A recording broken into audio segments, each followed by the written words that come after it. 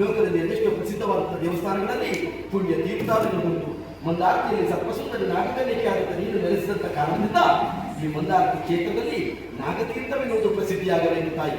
ಕೇದಾರನಾಥದಲ್ಲಿ ಮಂದಾಕಿನಿ ತೀರ್ಥ, ಕಾಶಿಯಲ್ಲಿ ಗಂಗಾ ತೀರ್ಥ, ಗೋಕರ್ಣದಲ್ಲಿ ಕೋಟಿ ತೀರ್ಥ, ತಲಕಾವೇರಿಯಲ್ಲಿ ಕಾವೇರಿ ತೀರ್ಥ, ರಾಮೇಶ್ವರದಲ್ಲಿ ಲಕ್ಷ್ಮಣ ತೀರ್ಥ, ರಾಮಘಟ್ಟದಲ್ಲಿ ಕಟಪಟ ತೀರ್ಥ, ಭೀಮಾಶಂಕರದಲ್ಲಿ ಭೀಮತೀರ್ಥ, ರಾಮಶರದಿಂದ ಶರಾವತಿ, ಬಾಬಾಪುರಗಿರಿಯಲ್ಲಿ ವೇದಾವತಿ, ಹುಲ್ಲೇಶ್ವರದಲ್ಲಿ ಕುಮುದ್ವತಿ, ಯೋಗನರಸಿಂಹದಲ್ಲಿ ಹೇಮಾವತಿ, ಧರ್ಮಸ್ಥಳದಲ್ಲಿ ನೇತ್ರಾವತಿ, ಸುಬ್ರಹ್ಮಣ್ಯದಲ್ಲಿ ಕುಮಾರತೀರ್ಥ, ಕಟೀಲಿನಲ್ಲಿ ನಂದಿನಿ ತೀರ್ಥ, ಯಾಣದಲ್ಲಿ ಚಂಡಿಕಾ ತೀರ್ಥ, ಕಳಸದಲ್ಲಿ ಅಂಬುತೀರ್ಥ, ಶೃಂಗೇರಿಯಲ್ಲಿ ತುಂಗತೀರ್ಥ, ಕೊಲ್ಲೂರಿನಲ್ಲಿ ಸುಪರ್ಣಿಕ ತೀರ್ಥ, ಮಾರನಗಟ್ಟೆಯಲ್ಲಿ ಬ್ರಹ್ಮಕುಂಡ ತೀರ್ಥ, ಶ್ರೀಕ್ಷೇತ್ರ ಕ್ರಮೇಶ್ವರಿಯಲ್ಲಿ ಗುಪ್ತ ತೀರ್ಥ, ಪೆರಡೂರಿನಲ್ಲಿ ಪದ್ಮತೀರ್ಥ, ಮಂದಾರ್ತಿ ಎನ್ನುವಂಥ ಪುಣ್ಯಕ್ಷೇತ್ರದಲ್ಲಿ ನಾಗತೀರ್ಥವೆನ್ನುವುದೇ ಪ್ರಸಿದ್ಧಿಯಾಗಲಿ ತಾಯಿ.